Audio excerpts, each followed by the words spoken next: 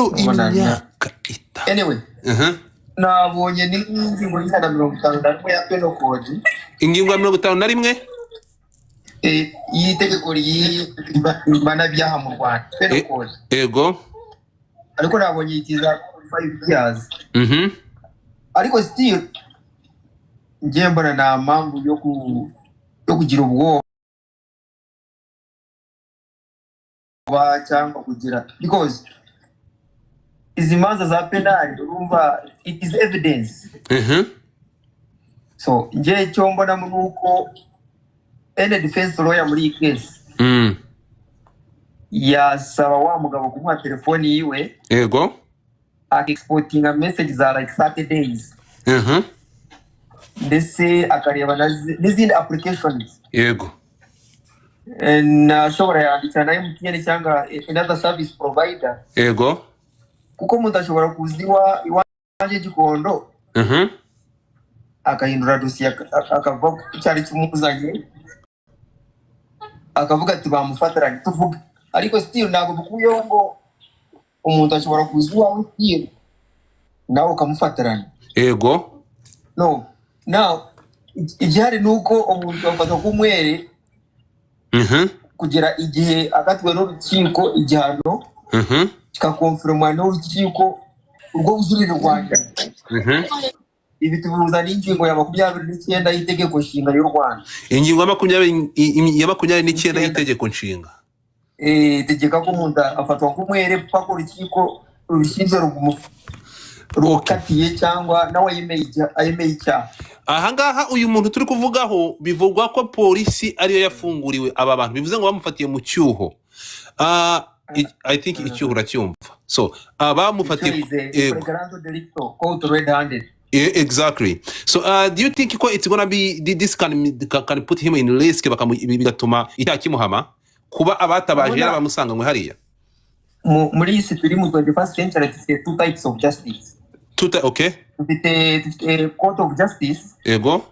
dufite na court of public opinion okay which we are doing right now ubu muri court of public opinion urubanza abantu babariciye ubu nicasha abantu 800 ndi guca urubanza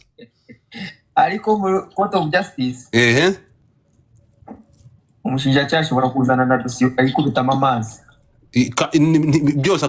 biterwa n'umunyamategeko afite evidence mu cyongereza any evidence is contested n'impamvu ushobora kujya Rwanda Forensic Institute ukazana DNA report umuntu akayihakana akavuga ngo bashireho ibindi bigo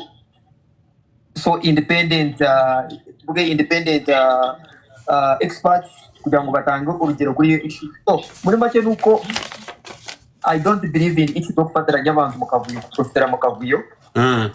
that one I don't accept it but still in the interest of justice navuga ko muri miss muri industry zitandukanye ntabwo jaba kurwanya ntabwo zaba abantu cyari kibazanye still it's the world of many things happen kuko ushobora kuba it was maybe a setup cyangwa usanga ko muri icyo gihe habaye mu gutumvikana ko ari kese nawe nayo nanjye yego uriya yagiye umusore agiye kumusura amubwira ati Godfather ndashaka 100,000 umuniga ati I don't have money aravuga ati wamfashe yatabawe na science oh my god so anything is capable of happening so you mu itegeko like when you judge urebye according sinzi nakurikiye inkuru yo kugihe when you see this statement kugihe bahawe na ribu bo baravuga ubuhamya bw'abakobwa nuko yababwiye ko niba mu cyumba ngo nge abasambane nawe cyangwa bakora meeting love yes ubuhamya bw'abatanga ubuhamya na hantu na hamwe aho usanga mu kinyamakuru yego imyaka ingaze mu kazi nkora n'ubu yakwa kesi ya RK ntabwo urasanga ngo mutanga ubuhamya runaka yavuze bakacyandika muri BBC never what happens is biravugwa ko abakobwa bafungiwe mu nzu bafungurirwa na polisi cyangwa batabarwa na polisi ariko nuba na mushinjacyaha n'umwe wo mu Rwanda cyangwa wo mu kindi gihugu ashobora gufata ubuhamya bwa witness A akabutanga mu kinyamakuru So things of justice are not easy. Noneho criminal cases n'abantu benshi bashobora gukora n'icyaha agataha rumwe. Wow. Because the degree of proof is very high as considered to degree of proof mu zindi bands. Okay. Thank you so much my brother. Abantu 400 baraha, reka mbabwire ngo ushaka ukeneye umunyamategeko kugira inama ushobora kumukonsulta. Innocent iyo name irindi zina cyangwa na Murangira afite office copyright. Yeah. afite office Kigali n'umushaka wanyuraho cyangwa ukaburi Kigali. You can do it. So thank you so much sir. Urakoze cyane. Okay. Uyu ni umunyamategeko. Godfather akobwa Muranga ni mpamvu babwira ngo ndabatinya kubi reka nje kugura indaya nzajya ngura indaya reka nje kugura indaya ntabwo ngenza zirigi kanje kugura indaya nibyanga nzagenda bankone urumva ntabwo nzajya muri prison kubera umupuri nzagenda batsiramure bayakandi bayavanemo mbinkone urumva igitsina kizatumara umukobwa uramwinginga wampaye umukobwa akambwira ati si muri